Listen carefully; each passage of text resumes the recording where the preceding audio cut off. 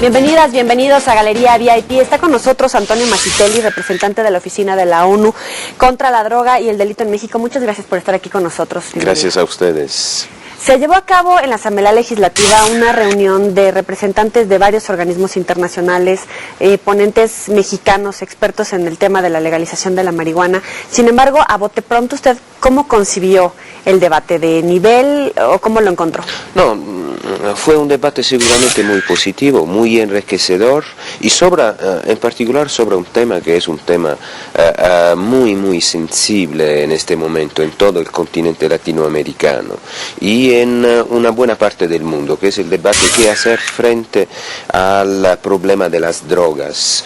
Y en particular, y esto fue el enfoque particular, yo diría muy bienvenido, del foro en el Distrito Federal, cómo poder solucionar el problema de las drogas lícitas y ilícitas a través de un approach de salud, eso es, a través de un approach que pueda garantizar al ciudadano, que sea consumidor o no sea consumidor, una respuesta a lo que pueden ser sus problemas de salud relacionados al consumo de las drogas lícitas e ilícitas. Es diferente la política de droga y la política de seguridad. Totalmente diferente, y creo que esto fue un logro muy importante de este debate. Desafortunadamente hasta ahora, y también por culpa de los hechos de crónica, se han mezclado dos problemas que seguramente tienen puntos en contacto, pero que necesitan enfoque, análisis y en particular soluciones diferentes. Algo es el problema de seguridad, un problema que está relacionado en muchos casos a problemas de justicia, de administración de la justicia, de la capacidad de las instituciones a brindar seguridad a sus propios ciudadanos, la capacidad del ciudadano mismo a acatar las leyes, la cultura de la legalidad fundamental en nuestra sociedad, y otro es el problema del consumo de las drogas, eso es los problemas de salud que el consumo y en muchos casos el abuso de sustancias genera. Al primero, al problema de seguridad, hay que dar respuesta de seguridad, hay que dar más justicia, hay que luchar contra las organizaciones criminales y yo diría aún más luchar contra la cultura de la ilegalidad y de la criminalidad. ¿Cuál es esa línea contra las organizaciones criminales que los separa del tema de salud? Bueno, algo es considerar un fenómeno como un problema de salud, entonces brindar respuestas de salud, doctores, hospitales, servicios, para que la gente pueda acudir a estos servicios si tiene un problema y aún antes para prevenir que la gente tenga este tipo de problema. Otros son los problemas de seguridad que requieren una intervención por parte del Estado y por parte también de la sociedad civil completamente diferente. Reconquistar el territorio, pero por parte del Estado hacer de manera que la ley sea respetada por los ciudadanos y por los operadores de seguridad y de justicia también. Droga no es igual a hablar de violencia. Absolutamente no. Y esto es algo que desafortunadamente se ha muy equivocado. Y te doy un ejemplo muy concreto. Los mercados más grandes de drogas, eso es, los mercados de los países más desarrollados, son mercados en donde la violencia es mínima. En México se vive un problema alto de violencia, pero el consumo de droga todavía está muy reducido comparado a los países desarrollados. ¿Qué países? Perdón. Hablamos de Europa, hablamos de Norteamérica, de Estados Unidos, en donde la tasa de consumo de drogas, lícitas como ilícitas, son mucho más altas, pero la tasa de violencia, la tasa de homicidio, la tasa de impunidad son mucho más bajas. Entonces, ¿a qué se debe que la violencia sea tan alta aquí en nuestro país? Seguramente a problemas que no tienen nada que ver con las drogas, que tienen que ver, como estaba diciendo, con la capacidad del Estado, de un lado, a garantizar justicia, a implementar la ley y sobre todo a administrar la justicia. México, como muchos de los países de América Latina, tiene tasa de impunidad altísima. Esto quiere decir que violar la ley paga, es rentable. Del otro lado, el consumo de droga absolutamente no lleva a situaciones de violencia. Los consumidores no son criminales, al contrario, los consumidores de droga requieren asistencia, tratamiento, rehabilitación, como se requieren políticas de prevenciones para evitar que quien se está acercando a las drogas lícitas e ilícitas, lo haga de manera muy responsable. ¿Es sano el trabajo que se hace en coordinación, por ejemplo, el gobierno de Estados Unidos con el mexicano, en la iniciativa Mérida, para enfrentar el problema de narcotráfico con la violencia que estamos viviendo? Bueno, los dos están relacionados. Seguramente el narcotráfico es se queda siendo todavía la fuente principal de financiaciones de muchas organizaciones criminales transnacionales, pero no es la única fuente de financiación,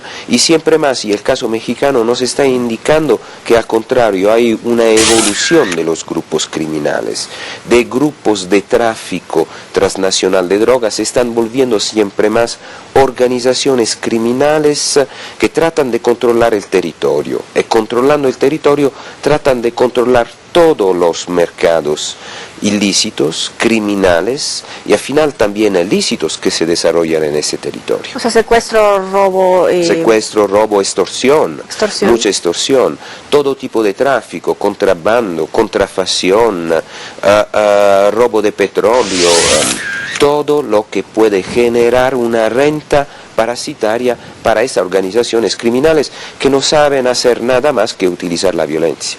Permítame estructurar la pregunta. Cuando dice que nuestro problema es de seguridad, sobre todo por cómo administra la justicia el Estado de nuestro país, ¿no resulta contraproducente de repente tener esa presión de los Estados Unidos por rendir resultados, capturar narcotráficos, grandes cabecillas, o sea, los grandes espectaculares de noticias frente al problema de inseguridad o mala administración de la justicia en nuestro país? O sea, ¿no por responderles nos estamos equivocando? Seguramente la estrategia que se implementó durante sobre todo los últimos 4 años del precedente gobierno tuvo un impacto hacia la disgregación de los grupos criminales, pero hay que decir que esta disgregación y esta evolución de los grupos criminales ya había empezado.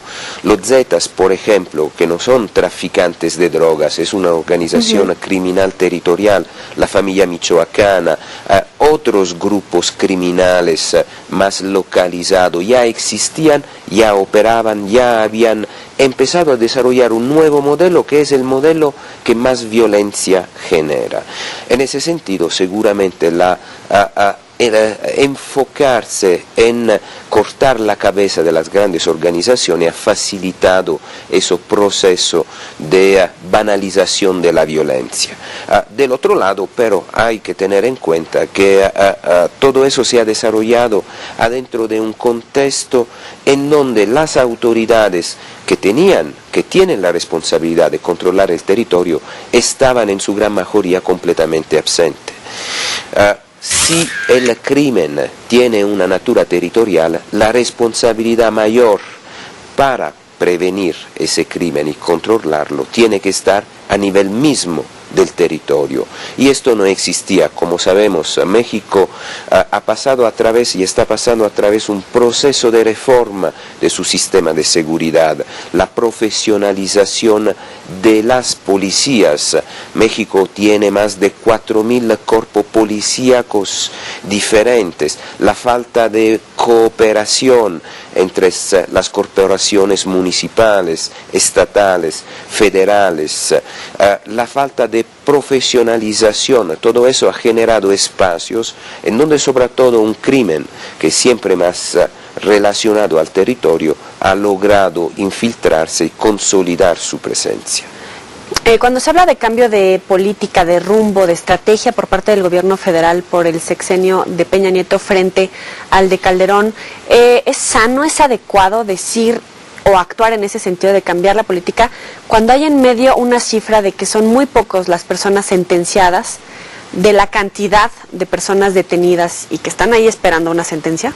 Mira, el aspecto procesal, el aspecto judicial ha generado también otras complicaciones, pero hay que resaltar de manera importante que México está viviendo una etapa fundamental de su historia, eso es la traslación del sistema inquisitivo al sistema acusatorio, al sistema oral, que es un sistema de per se más garantista, eso es que garantiza más los derechos del ciudadano a tener un proceso justo y no estar en la cárcel si no hay pruebas.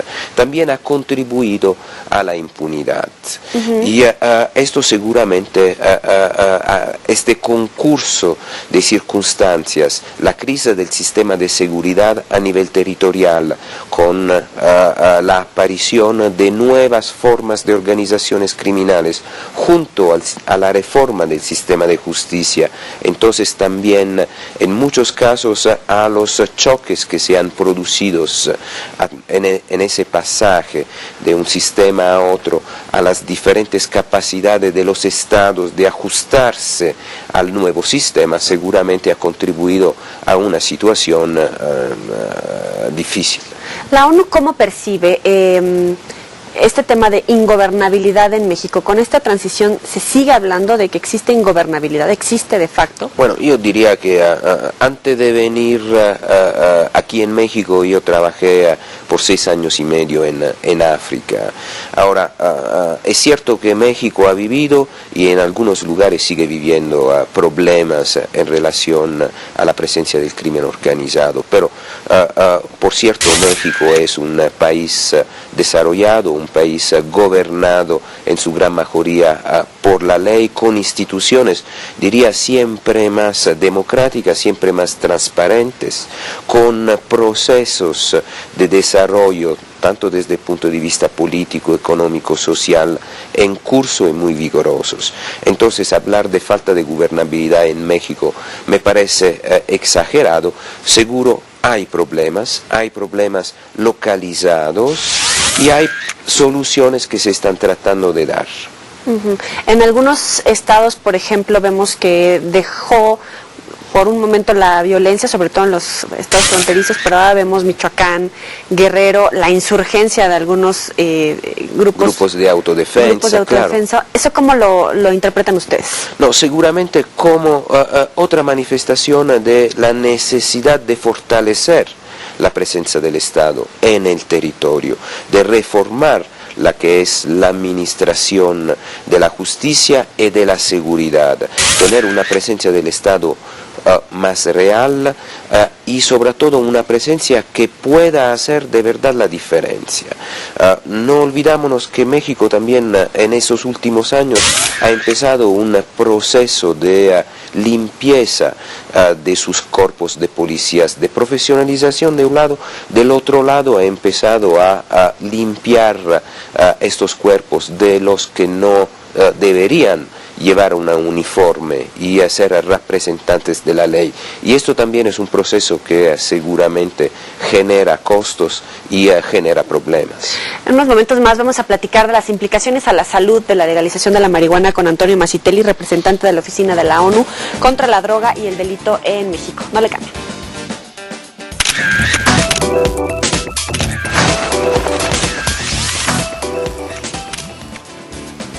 Gracias por seguir con nosotros. Estamos platicando con Antonio Mazzitelli.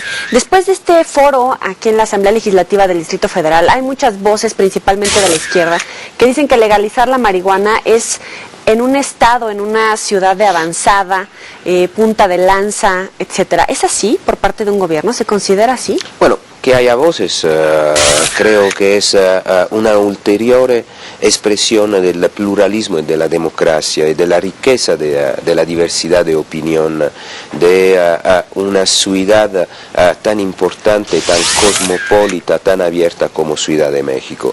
Que esto se haga o que esas sean las solas voces, no me parece, al contrario, hay muchísimas voces en la misma izquierda, en los mismos partidos que la piensan de manera diferente. Entonces, es un debate de verdad plural y lo que yo quisiera resaltar es que México y en particular la Ciudad de México, la Asamblea Legislativa del Distrito Federal, tuve la capacidad en este foro de enfocarse sobre todo no en falsos problemas. La legalización de la marihuana no es un tema de verdad que tiene ningún impacto o un impacto particular sobre la salud del ciudadano, del chilango, del habitante del Distrito Federal.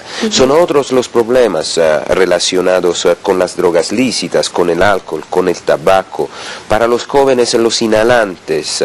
Entonces, enfocarse lo que no es el caso del foro en un debate sobre legalización o menos, regulación o menos de la marihuana, bueno, no es algo que pueda de verdad producir mucho impacto y generar lo que la Ciudad de México puede generar en términos de políticas públicas, en términos de servicios, en términos de respuestas. En este debate se hablaba de las nuevas marihuanas pueden producir incluso esquizofrenia, entre otros muchos padecimientos. ¿Ustedes cómo lo abordaron? No lo hemos abordado de manera particular porque todos los expertos que están en favor de la legalización o que están en contra, concordan en decir que las drogas, incluyendo entre las drogas la marihuana, son dañinas a la salud. Entonces, hablar de la que es más o menos dañina no nos ayuda a solucionar problemas que cuando se presentan requieren respuestas que hoy en día todavía no están listas. Eso es prevención, tratamiento, servicios para quien tiene un problema de salud, que sea provocado por el alcohol, que sea provocado por la marihuana, que sea provocado por productos farmacéuticos, es igual. La respuesta del Estado, una política de salud sobre drogas, tiene que poder brindar a quien tiene un problema de salud relacionado a consumo de sustancia un servicio, y todavía esto no es disponible. Uno de los grandes argumentos para la legalización o el incremento de la dosis es evitar que muchos ciudadanos se criminalicen por la cantidad tan reducida de esta dosis. ¿Esto sería con este resultado adecuado? Yo creo que a nivel federal ya se está opinando acerca de la necesidad de una mayor o menor flexibilidad en relación a las cantidades que han sido establecidas. Del otro lado, hablando de criminalización del usuario, primero también no nos interesa hablar solamente del consumidor de marihuana, sino de todos los consumidores, de todas las cantidades que están hoy en día incluidas en la ley sobre narcomenudeo. En segundo lugar, seguramente hay que trabajar muchísimo en lo que es la cultura y el juicio de la opinión pública sobre los que consuman drogas ilícitas. Es cierto, quien consume una droga ilícita no es un criminal, y en muchos casos no es tampoco un enfermo. El que consume, que abusa de sustancias lícitas e ilícitas, seguramente es un enfermo que necesita ayuda. Primero. Segundo, hay que trabajar mucho también con el sistema de justicia, con el sistema de seguridad, para que el joven que está haciendo una experiencia de droga no sea tratado como un criminal. En la OEA se encamina a la tendencia respecto a que se debe de legalizar, se debe tratar este tema de una manera mucho más desbanalizada, en términos de no necesariamente son criminales, no necesariamente son narcotraficantes de cárteles, etcétera. Sin embargo, ¿esa tendencia se puede repetir en nuestro país? Mira, la despenalización del consumo es un instrumento que hoy en día ya es utilizado por más de 100 estados en el mundo. Entonces no es nada nuevo. En la gran mayoría de los estados de Europa el consumo de droga es despenalizado. Hay mayor o menor tolerancia. Lo mismo pasa en muchos países del continente americano, tanto Norteamérica como Suramérica. Acerca de la postura de la OEA, bueno, la OEA son todos los estados americanos. Entre los estados americanos hay estados que son más conservadores, otros que son más liberales, entonces no creo que hay una postura simple. Lo que es cierto y lo que está consagrado también en las convenciones internacionales, en los principios de la ONU, es garantizar el respeto de los derechos humanos, también de quien consuma droga. Eso es, considerar quien consuma droga no como un criminal, sino como un enfermo, sobre todo cuando tienes problemas de salud, y brindar, como estaba diciendo antes, hacer de manera que pueda tener accesos a los servicios de salud necesarios. ¿Usted cómo percibe que en verdad a finales de año, en diciembre, esta modificación sea aprobada aquí en el Distrito Federal? ¿Qué modificación? La legalización, el incremento de las dosis, Yo etcétera. no creo y espero que no sea así. Yo espero al contrario, y tengo buenas razones para opinar, que el resultado de ese foro será de verdad la producción por la primera vez de una política sobre drogas fundamentada en el derecho a la salud. El derecho a la salud para quien consuma, pero también y sobre todo para los que no consumen. Una política de droga, como dijo ayer el diputado Granadas, fundada en evidencia, que se enfoque en la prevención, que se enfoque en la reducción del riesgo, que se enfoque en el respeto de los derechos humanos. En cuanto a estas pláticas, ¿se invierte de verdad lo necesario para las políticas de prevención en nuestro país? No se invierte lo necesario. Eso es cierto. Cuando se habla de cambiar de paradigma, probablemente sí, para cambiar de paradigma entendemos destinar más recursos a lo que es el derecho a la salud, a lo que es la prevención, el tratamiento, la rehabilitación, a soportar lo que son los esfuerzos que hoy en el Distrito Federal, por ejemplo, alrededor del 90% de los servicios disponibles para quien tiene un problema de salud son brindados por organizaciones no gubernamentales, por organizaciones de voluntariado. Bueno, aportar más, soportar, generando también un círculo virtuoso que fortalece la capacidad de la sociedad civil misma, no solo a prevenir, sino también a tratar sus maladías. Creo que sería de verdad muy importante, sería un verdadero cambio de paradigma. Y en cuanto a nivel moral, ético, en la gente, ¿cómo manejar este tema? O sea, por un lado, respetar los derechos humanos. A través de la prevención, a través foro de este tipo, fue parte del foro. En muchos casos, desafortunadamente, por ejemplo, los medios de comunicación no ayudan a presentar la complejidad de un fenómeno, que es el fenómeno del abuso de sustancias.